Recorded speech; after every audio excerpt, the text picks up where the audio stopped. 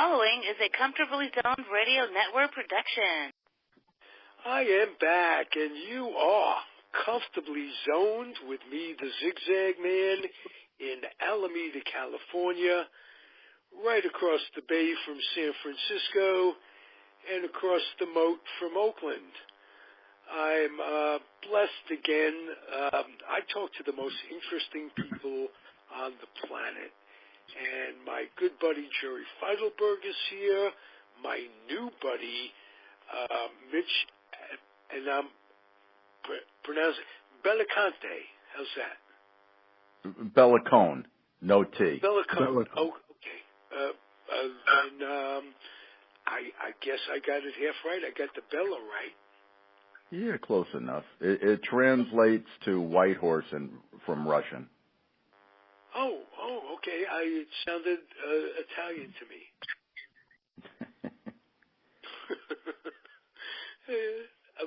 How I knew it wasn't, though. I'm good at that. Jerry Feidelberg, what does your name translate to?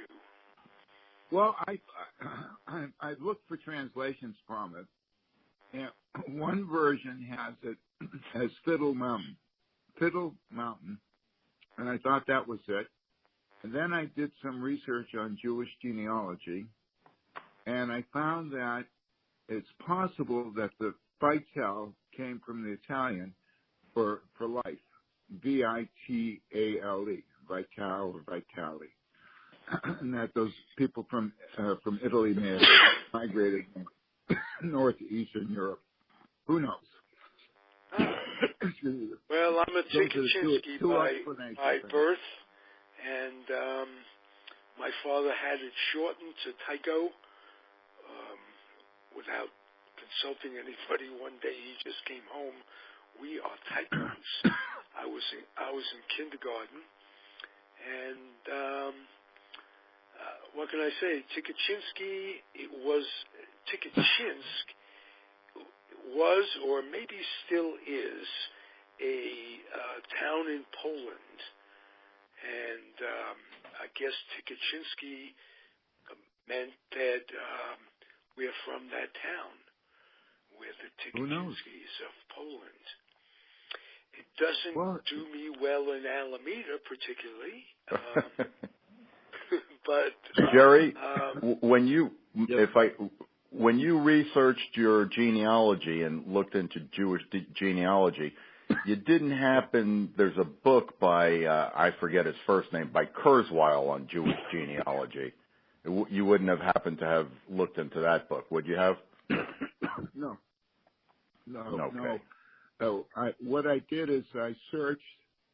My grandparents came from Latvia, from Jelgava, Latvia, which is about 25 miles from Riga. Uh-huh. And I was able to go back to 1865, and I found my great-grandfather. But I couldn't find any siblings. And my grandmother's name was easy. Her English name was Sarah Weiss. She was Zara Weiss. And so that was, there were a lot of Weisses, so that was a little harder to track back her genealogy. And they came here to the United States around 1891 or 1892. They were very young when they got here. And he has siblings, but I can't connect on them. I can't connect the dots. It's kind of hard. Jerry, did they escape the pogroms as did my grandparents? Probably. Jelgava in the province of Kurland in Latvia suffered terribly during World War II. Whoever the people that were left were all massacred by the Nazis. Just virtually wiped out. Okay. Hey, a bunch of stuff I want to talk to you guys about. First of all, Mitchell, your book on Jose, I think you call him, Joe Namath. Broadway Jose. And the book details, the preface details my move from New York City, the Upper West Side, to Buenos Aires, some of the cultural differences. And then the book itself is me as a 50-year-old going to a football game in Buenos Aires, tackle football game, and it was their second year of playing. Actually, the game that I went to was the first year they were organized as a league into 5 teams, and I thought, they were disorganized and terrible. They were playing a game against Panama, and they got slaughtered. And I said, I could help these people, so I joined the league. They couldn't believe my age. They thought I wanted to be a coach. I bought a pair of soccer cleats down here and joined up. And then the book itself is my experiences in playing in Argentina, and again with the cultural differences and how things work out. So that's the book. What is your level of skill? Did you play high school football, college football? No, I played high school basketball, and I played 1 year of college basketball. And football was always my first love. And though, back in the mid-'60s in New York Central Park, you could always find a pickup game. This was before they protected the park, with every last blade of grass there is treated like gold now. But in those days, there was all these like sandlot games that I'd go and play with my brother. So my level of skill in Buenos Aires, I would compare myself to Joe Namath. In the United States, I would be junior varsity. It's a big difference. So, no, it's a fun. I'll just say one more thing on it. Unless asked, all that I listened to and watching TV and coming off the couch to play, I was amazed how so many things were instinctive that had been drilled into my head by all the journalists and TV announcers over the years. So in most situations, I would know what to do, what to say in the huddle. All the things that I heard from the announcers for all those years that I've been watching just automatically came to me. And you were very lucky, as I was, growing up in New York. We had some terrific football announcers. All sports. We're blessed growing up. Aldi Rogatis, do you remember that? I would have expected you to remember him because you're, 50 at this point? I'm 72. I'm 63. Okay. So we're closer in age. Then, yes, he was by far the most articulate, succinct, and informative color announcers. That was him. Yep. He was just terrific, and if I'm not mistaken, he was one of the first color announcers. He was partnered with Marty Glickman for a while. He was just terrific, Al Dero.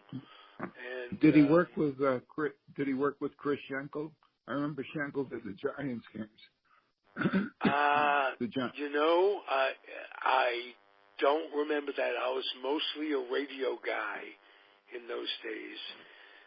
The coach of my day was right after Jim Lee Howell and his staff of Hall of Famers. He had the Green Bay coach. Vince Lombardi. Yeah. Vince Lombardi. He had the Dallas coach. Tom Landry. Yeah. That was Sherman, wasn't it? Pardon me? Wasn't it Sherman? Al Sherman came after Jim Lee Howell.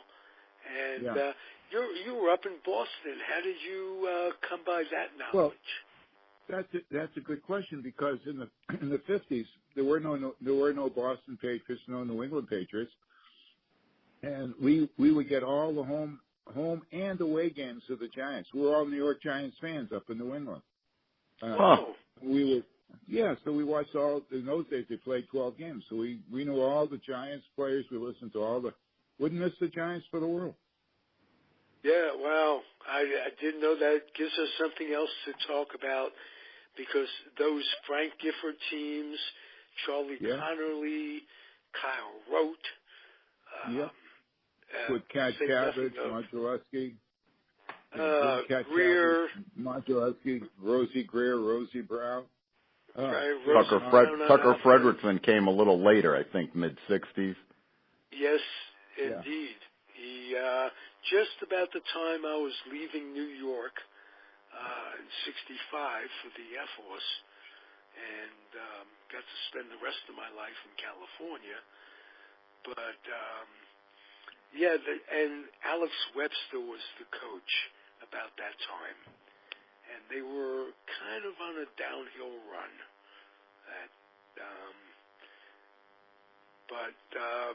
I'll tell you, I'm from Queens, and the Jets came in, and I was equally as fervent about the Jets as I had been about the Giants. There was just they weren't the Jets in those days, Ralph. They were the Titans, and played at the Polo Grounds. Yeah, Harry Wisner first was 2 one of years, the owners, if you remember. Yeah, Harry Wisner was an owner, and then they became the Jets around 1963 or somewhere in there. I think it was when they went to Shea Stadium. They became the Jets. Right. And, quick point: there was a journalist. I'll do it as a guess. There was a journalist who, in his 40s, would challenge every Giant receiver or the fastest Giants to a 40 and 100-yard dash, and he would beat him every time into his 40s. Do you know who that journalist was? No. Marty Glickman. Yep. Yeah. Oh, Marty Glickman. He was a track star. You know, right. He was, and he's got a great story. Had a great story. Rest in peace, Marty Glickman. He was an Olympian, and he was asked not to compete. He made the Olympics because it was the Jesse Owens years, and we didn't want to embarrass Hitler. It was Avery Brundage was behind that, supposedly. Right? Was one of the Nazi biggest lover there. anti-Semitic persons on the face of the earth.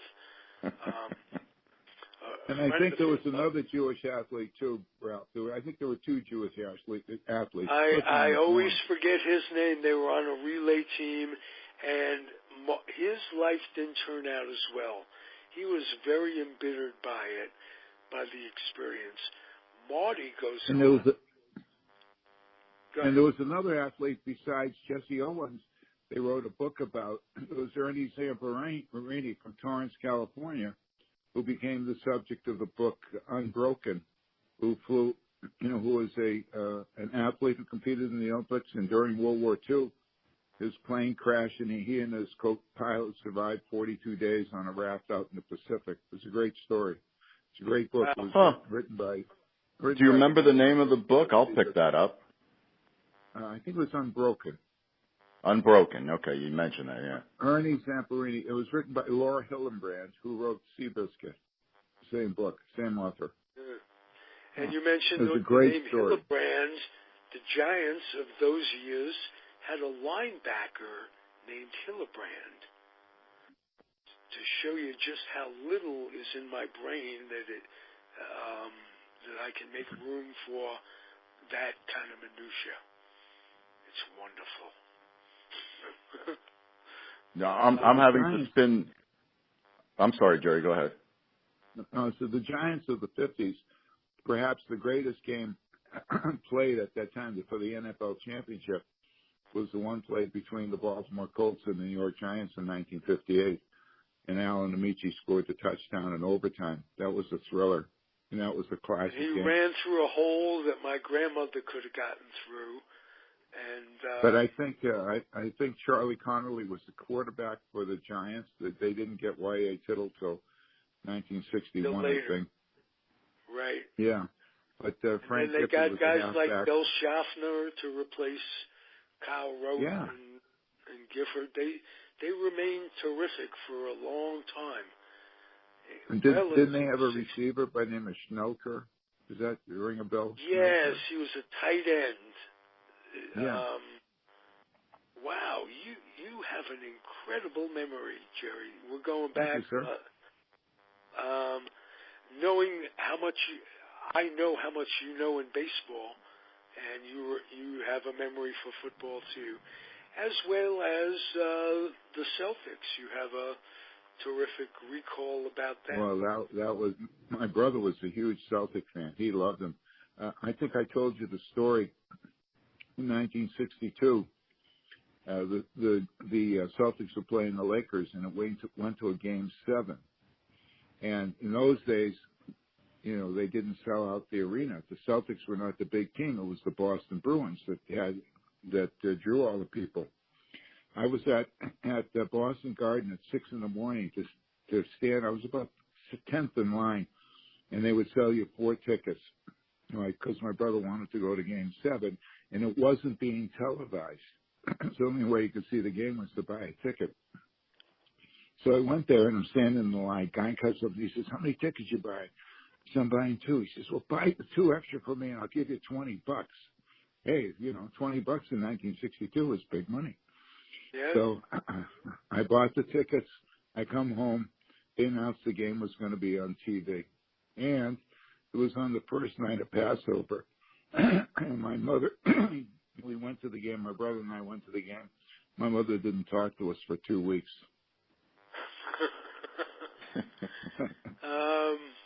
Were those days they wouldn't, what was the deal? They wouldn't put it on television unless they sold out, because it was, I guess it was to protect the live gate. Am I guessing correctly? Yeah. And then when they sold out, they said, "Okay, we'll put it on TV." But you didn't know if it was going to sell out, so you ran the risk. And the Celtics won that night. My question of you, Jerry, those 2 weeks where your mother wasn't talking to you, was it just a little peaceful at times? I know it would be if I had the pleasure of my mother being quiet for 2 weeks. No, she didn't stay mad at us. It was okay. Oh, good. She got over it. Yeah, but it was. We went to several Game 7s in Boston, as I recall, against the Lakers, and of course the Celtics won them all. It was a wonderful franchise. They won them even after Chamberlain came over. What year did Chamberlain came from the 76ers to L.A., but that was much later, no? Right. What year? I think started playing in 62. In 62, he had the 100-point night against the Knicks in Hershey, Pennsylvania. So he had But that was as a Warrior, as a matter of fact. Yeah. He had a. I saw the first. I went to the game that Russell and Chamberlain, the first game that they played, but I don't remember what year it was. May have been 1960, somewhere in there, 61. Yeah. Hey, we do a show on this network called How Box Show from Nedick's at the Old Garden. We don't do it from there, but we talk about those days. And I can remember when half the NBA, it was 8 teams, 10 players on a team in those days, and half the NBA was playing a doubleheader at Madison Square Garden. So for a kid like me who loved autographs and going down and mingling with these guys, it was terrific. I have some wonderful memories. Yeah, I remember those doubleheader days. They were great. They had them at Boston Garden all the time. I know I was there, but I can't remember. I imagine you guys remember the old Madison Square Garden. Oh yeah. Yeah. Well, we spent a lot of time there as kids. They had a program in school. You had what was called a GO card, General Organization, and they gave the cards out. You had to buy them. I think it was $1 a month. You'd get on the bus free. But with the GO card, you get to sit in the balcony for 75 cents. And in those days, as kids, that was a nice bargain. So got to see a lot of games up in that balcony, and I was also blessed and still am with the friendship of Marty Rose from this network. He does the Met shows. His uncle was a sports writer with AP, and he would get tickets. They papered the building, basically, and he'd get us tickets right behind the benches, right. It was just terrific tickets that we got from Murray Rose, terrific sports writer, was a boxing writer, covered the Olympics, and the Rose family is almost directly responsible for my having this sports fanaticism. So we could blame them or credit them. I don't know. Life of sports, I'm going to credit them because it's fun being in the candy store of life, and that's what sports are. And I get to talk a lot of sports with folks like you, but you're not all sports. Both of you are not all sports. So I'm going to give you the question that I've been asking my guests for the past 2 weeks. How do you see the end game playing out for Trump? Because first of all, let me state I will not accept, even if asked, to become chief of staff. Is that what you want? Well, I was going to ask on his behalf, but if anybody on his behalf, you'd want to shoot him in the face. He is a bad. I didn't mean that literally. He is a bad human being. Let me tell you. And today it comes down that his inauguration was was funding money illegally, and there's criminal charges being brought to light against his organization. And there's one other thing that came down today. I think it had to do with the National Enquirer. And yes, it said he was in the room. He was in the room with David Peck and Michael Cohen, when the payoffs were being discussed to Karen McDougal. Yeah, it's basically checkmate. But again, my question to both of you, let me start with you, Mitchell. How do you see this coming down? Well, what I fear is his presidential powers will keep him safe while he's in office. That's kind of my fear, and if I had to guess, that's what I think will happen. Is he crooked? He's been crooked. Any New Yorker that's been following in the papers knows that he's a flim-flam guy, and I wish it would. I wish it would end sooner than later, but I don't think it will. Okay. Do you think he can muster enough time to come back from all of this with indictments hanging over his head and present a case to the country for re-election? Because if that's the case, I'm really scared. It's terrible. Well, I think that when the Democrats take over the House, that they have a responsibility to finish the House Intelligence Committee's work on it. And now that they have more information as to what's going on, and the other committees, Jerry Nadler's committee as well as Adam Schiff's, and they can get more information and more corroboration, and they can build a strong case for impeachment. Now, just because the Republicans will not necessarily vote him out, I still think if they have enough grounds for impeachment to go ahead with it, then they will have the trial and everything will come to light. And maybe the Republicans, may see that light at the end of the tunnel and say that we have to get rid of him rather than wait for the election in 2020. And the other thing, too, is it's possible that the Southern District of New York, that branch of the Justice Department, might indict him. They have enough. They've got corroborating witnesses, and he was guilty of 2 felonies involved in the hush money payoffs. So they may indict him, because if they wait, and he should get reelected, what is it? The statute of limitations. Statute of limitations will kick in, and he wouldn't have to pay for his crimes.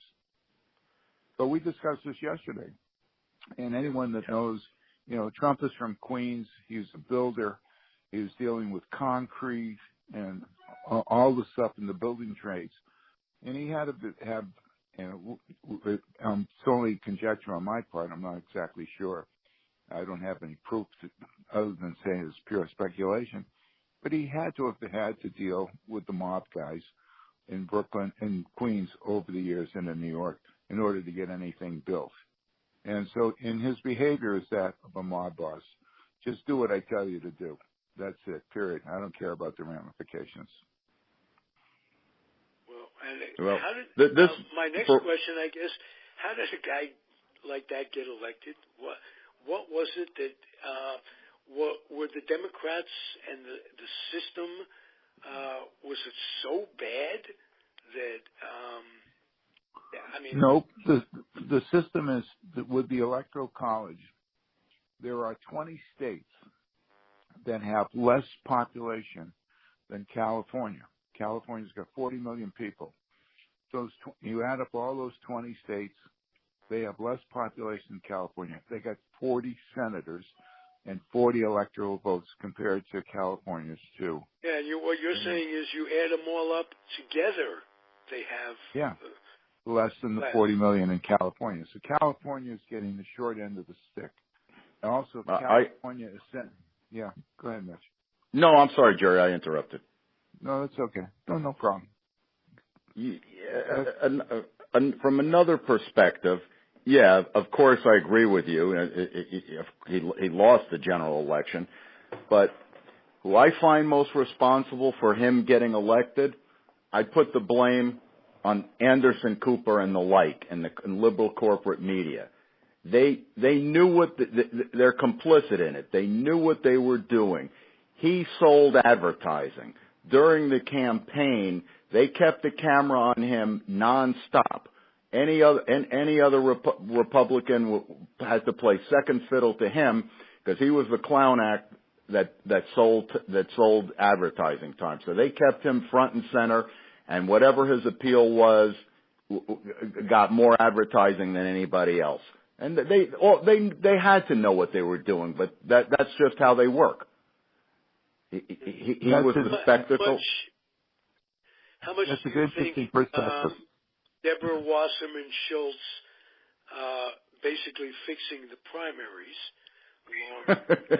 That's another story.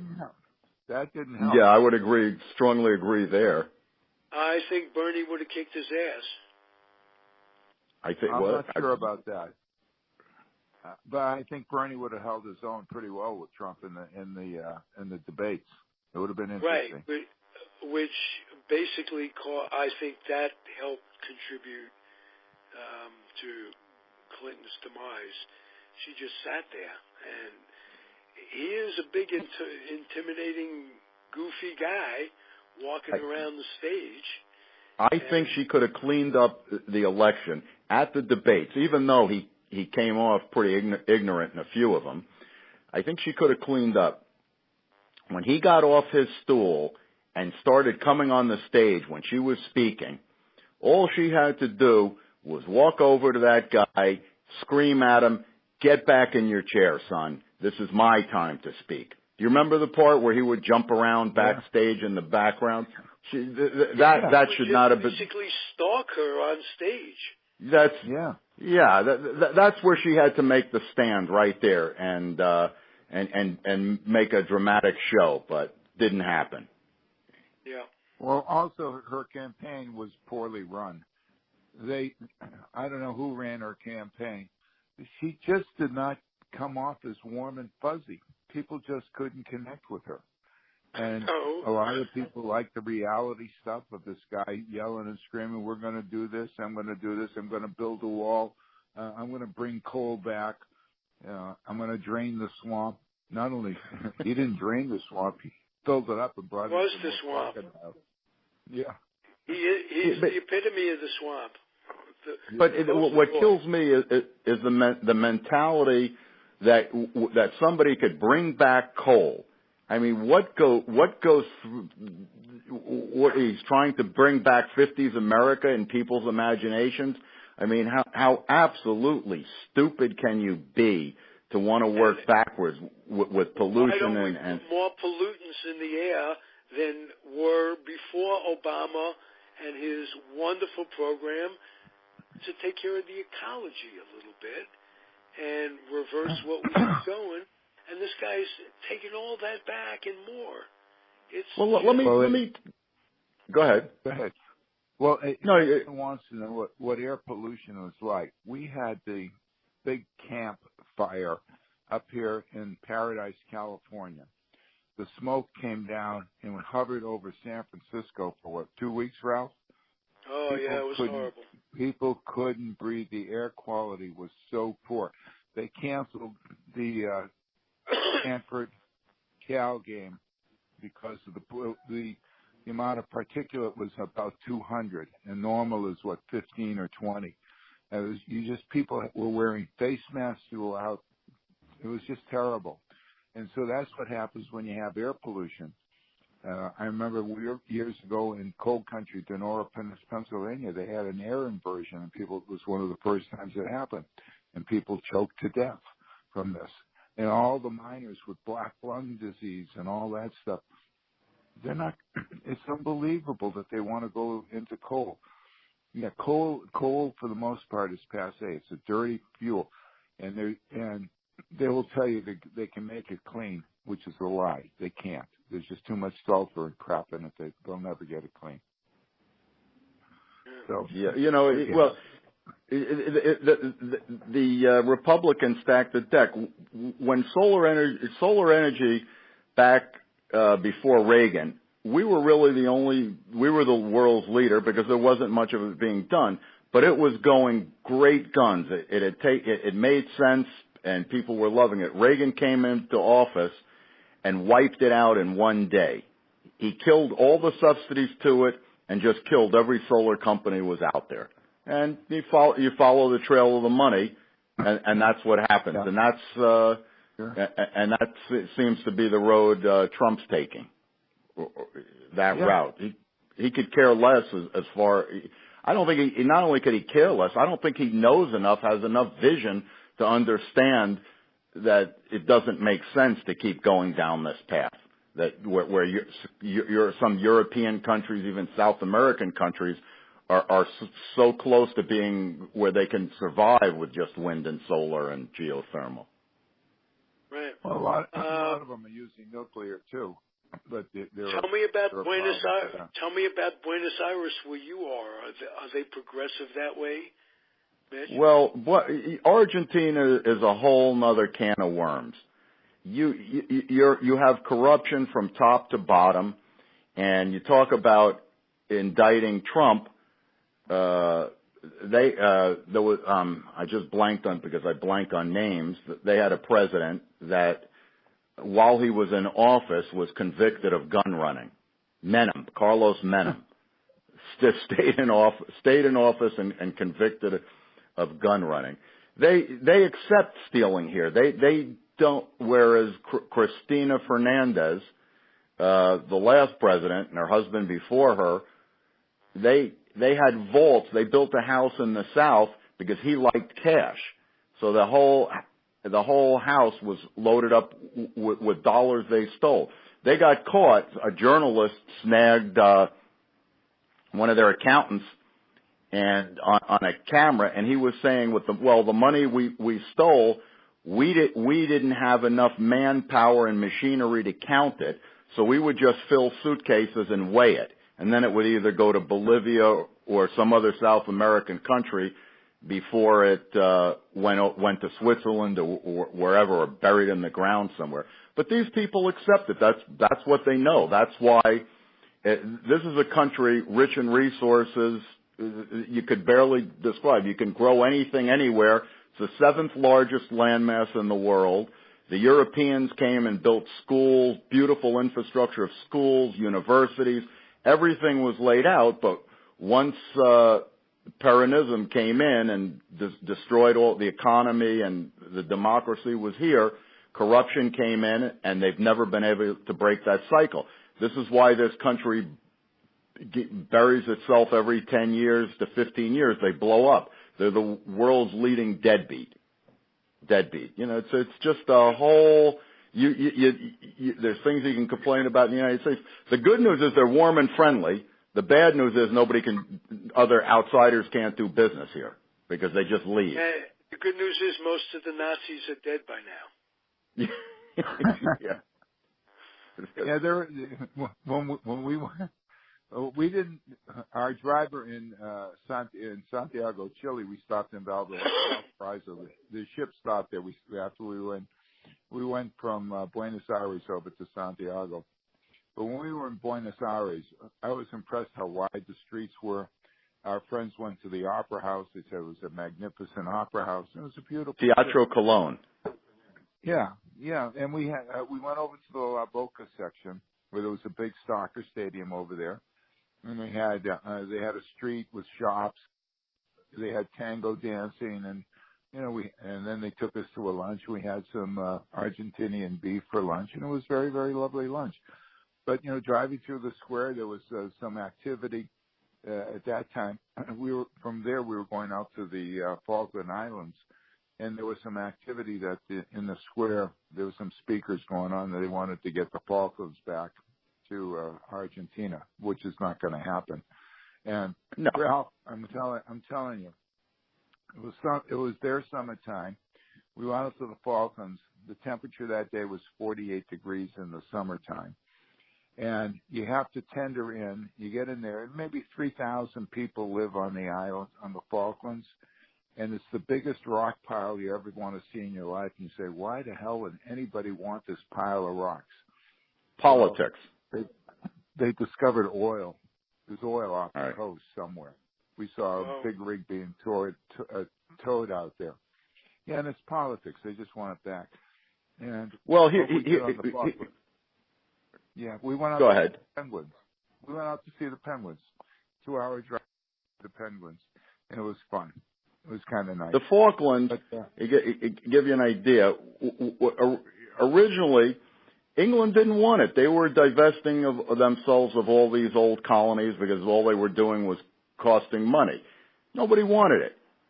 They recently had a vote in the Falklands because Argentine politicians still make a fuss about it to gain votes. It's ours. We deserve it. So they had a vote on the Falklands. And literally, out of 2,000, I think there was 2,000 islanders that voted.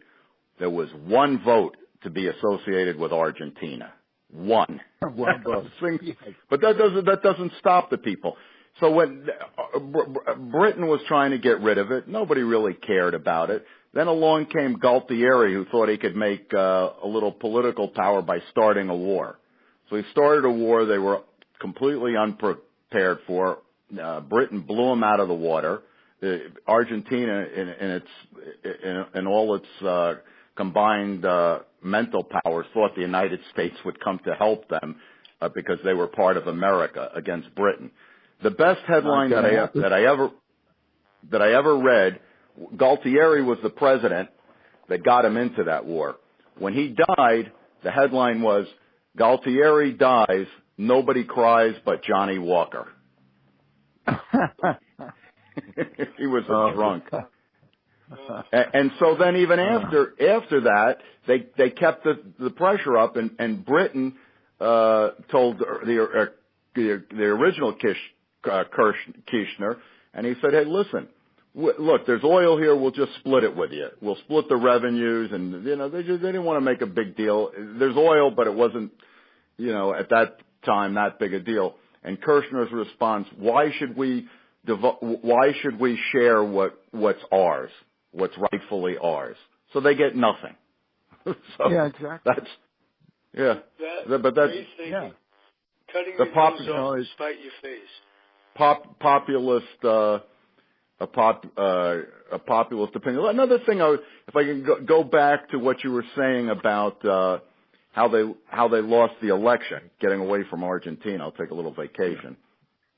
A little part of me, when the Democrats lost, a little part of me, when the Liberals lost, was happy, and I'll tell you why. I grew up on the hotbed of liberalism in New York, the Upper West Side, in one of the most liberal cities in the most liberal neighborhood. And I was in third grade. I can't guess the grade, but it was 1960. The election, I guess it was 64. So I was 9 years old, and Johnson was running against Goldwater. And there was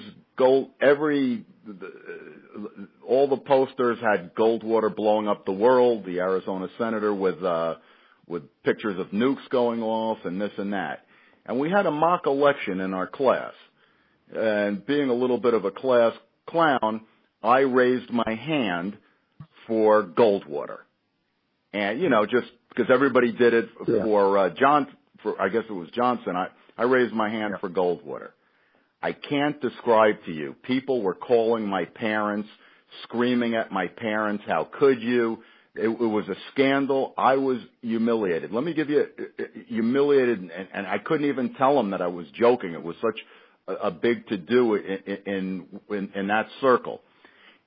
30-something years later, I was in Central Park, and I ran into a boyhood friend who said, his son is over in Czech Republic, and he's coming back, who was my buddy, and I had dinner at his house. I guess I was in my 40s, and the parents were patronizing me. They were saying, the teacher said, Mitch wasn't the only one that voted for Goldwater. I did too. They were trying to make me feel better in my 40s about it. So, there's a little part of me that said, sometimes the Democrats take it a little too far. They're not completely without blame with the over the top politicking. No, you're absolutely correct. Great illustration of it. Bernie Sanders wanted to have free health care, free college, and free everything for people, and the liberals buy into that, but someone's got to pay for it. And I was a businessman. I had my own business. I had to make payroll. I had to pay all my bills before I could pay myself. And if I ran into financial difficulty, I had to work harder, which I did. And I had people working for me. I had to let them go. I had to work 2-3 shifts in order to make it go. But I still believe that this country, has a place for to lean slightly to the left and to champion things like equal justice, equal opportunity. Not that we're not going to prop you up, but we're going to give you the opportunity to make something of yourself. But you've got to do it. You got to believe in yourself. You got to solve your own problems, that type of thing. So on one side, I give you my conservative side, then I give you my liberal side. Well, right. I don't think Trump. I think he changes the whole equation of liberal and conservative. He's just so far out there, and his compassion for people and for the kids that were separated from their parents really says it all. So whatever he's doing to the mindset of this country, it ain't good. I don't get him. What does it say about the right wing? What does it say about the right wing and the Christians? Being the Jewish, evangelistic crowd. We believe in equality and tolerance because it's good for us. Because we were victims of inquisitions and persecutions for a couple thousand years, and we want to just be able to practice what we believe in and leave us alone. These people want to say it's our way or the highway. I don't get Trump. Yeah, he's not an ultra right winger in terms of religion. He doesn't go to church, but he bought into that, and he sold these people that he was one of them, so he got their support. The deal, just like you were saying, Ralph. I don't get Trump. When they're separating the babies from the parents, all he has to say is, "Look, this is a horrible situation. It's not something I wanted to do, but I'm protecting the laws of the country." But he doesn't take it from that perspective. He brags about it like, who cares? They're criminals. They're 400 have criminal records. He just goes completely, follows the script that he always follows on the attack. There's no sympathy to the guy, period.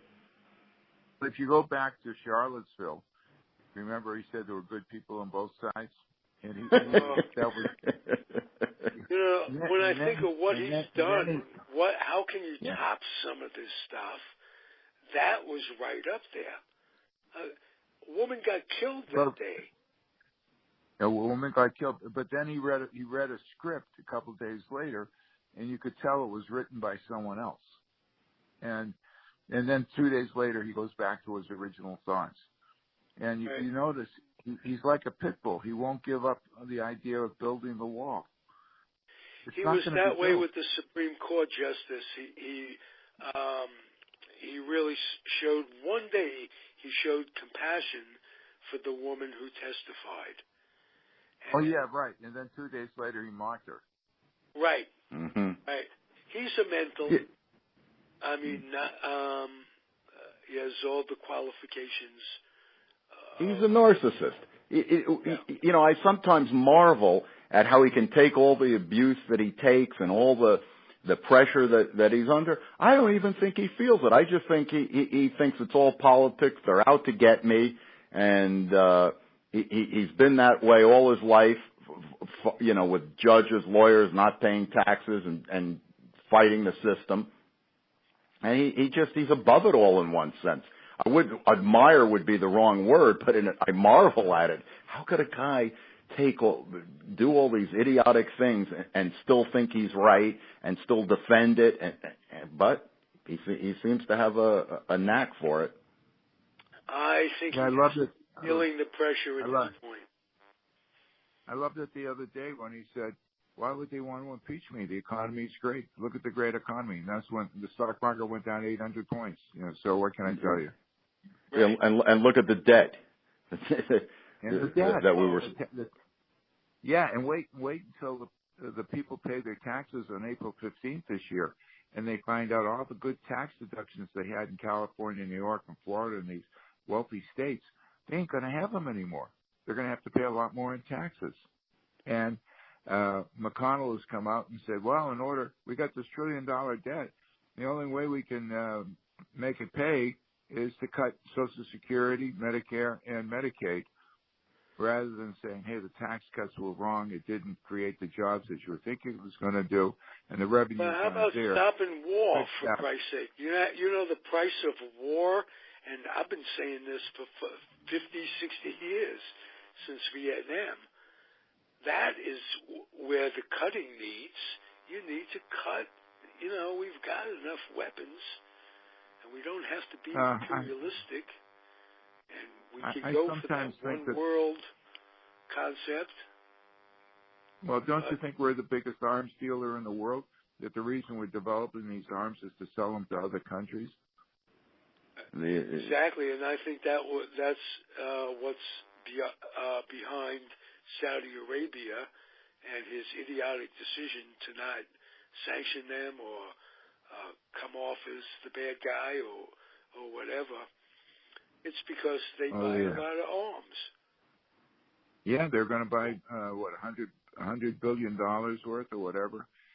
And, he said it flat out. He said, "Well, I can't stop business with them for when it first happened." He just said it. We got too much money on the table to kill that business for that little incident. Yeah, right. Yeah, that little just a human being who's a journalist, and he doesn't like journalists anyway. Well, I know those weren't his words, that little incident. I threw that in there, but that was my interpretation of it. But, maybe he did, or maybe the prince knew, and maybe he didn't know. Just saying that when the CIA gave him a report that says, we are sure this guy was in on it. Nothing happens in Saudi Arabia without his knowledge. Well, his son-in-law is helping them to figure out their way past it. Was it Jared? Yeah. Yeah, and the Saudis may be bankrolling him too. Who knows? Oh, that'll come out too. Once they get him to file his taxes, we'll see where all the money is coming from. Yeah, that's another thing that the Congress can do in January. They can subpoena his tax records. They couldn't do it now because the Republicans wouldn't do it, but the Dems. Ooh, very good. Something to look forward to. Hey, guys, great show. Thank you. I enjoyed introducing you to each other. It was a pleasure. It was a pleasure talking to you and listening to you, Jerry. I learned. Yeah, Mitchell, I learned I hope the time from this man. Yeah, you're Mitchell, terrific, I hope Jerry. that if you come to San Francisco, Ralph, nice little restaurant that we go to in Alameda, right, Ralph? Absolutely. Nation's Giant Burgers. We had lunch yesterday. 2 Jewish guys, 2 Italian guys, and we had a wonderful, wonderful day. We talked about. It was a the cholesterol lunch. Yeah. We talked about the Yankees. This one fellow that I brought was when I had my business, he was a customer of mine, and when he was a caddy, he grew up in where he was from Long Island somewhere, and he used to caddy for Whitey Ford, the pitcher. And right. Tell the great story about Whitey had a little crush on his mom, who would have nothing to do with him because she was married. Because he was married. And then so it didn't stop our it wouldn't stop our president. No, not at all.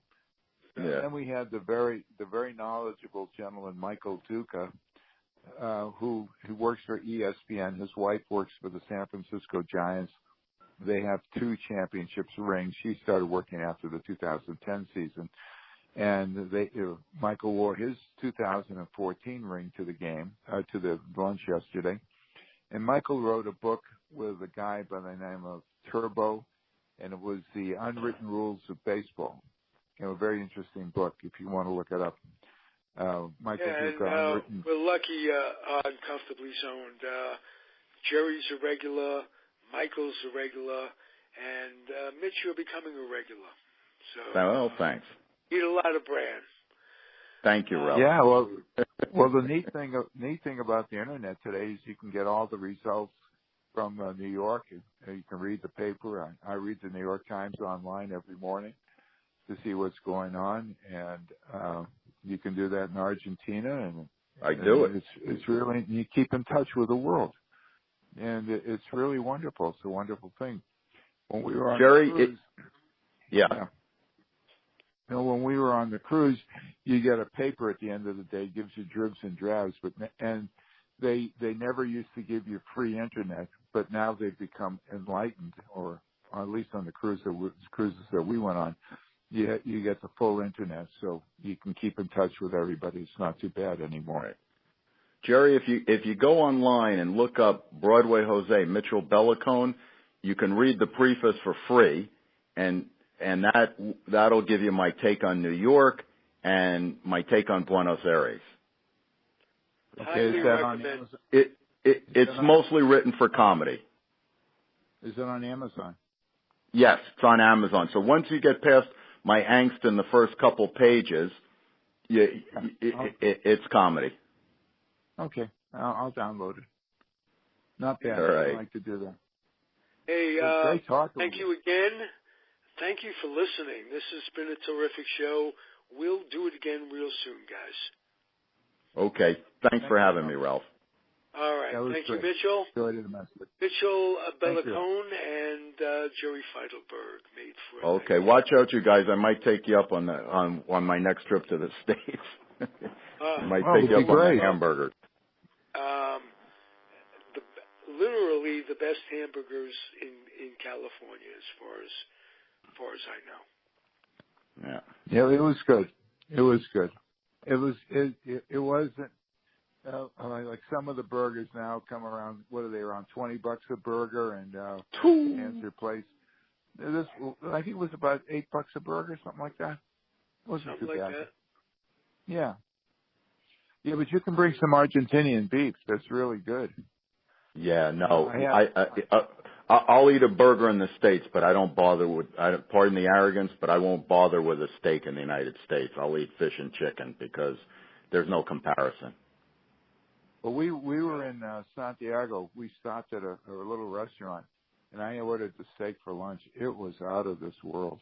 Unbelievable. Well, the country's not near as populated. Like I said, it's the 7th largest landmass. So they can let the cows mow the lawn without making a high-priced fuss about it. So in other words, everything's grass-fed beef, and it's no big deal to them. That's what they're used to. Yeah, it was great. Those two birds, you don't have to buy a goat. Hey, thank you, guys. We're going to turn it over to the network, and be well. Muchas gracias, amigos. All right. Okay. Shalom. Great. And all right. And some other Yiddish word that slips my mind. See you later, guys. All right. Thanks for listening, everybody. Comfortably zoned. Adios. All right. Bye-bye.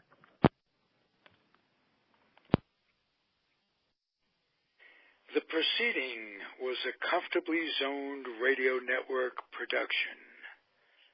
Thank you for listening.